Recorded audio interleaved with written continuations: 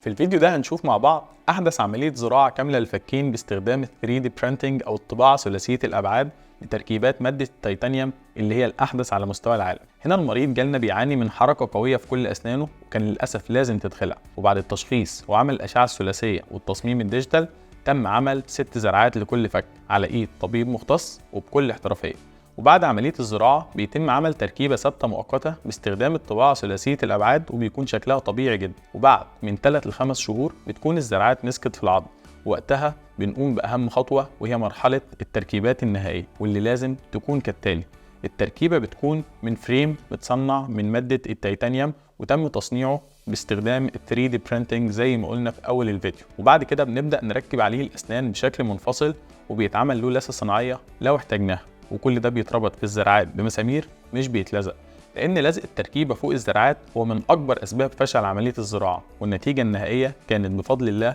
مبهرة كالعادة، وحصل تحول جذري في حياة الحالة دي. لو فكرت تعمل زراعة فك كامل اتأكد إن لازم معدات وإمكانيات ضخمة، ولازم دكاترة مختصين على أعلى درجة من الخبرة والكفاءة، ولازم التركيبات تكون تيتانيوم وتكون بتتربط مش بتتلزق، والكيانات الكبيرة هي اللي هتقدر دايما توفر لك ده وبأفضل قيمة مقابل سعر. ولأننا من أكبر كيانات طب الأسنان في مصر والشرق الأوسط هتلاقي ده عندنا في كل فروعنا، وهتلاقونا دايما عند حسن ظنكم.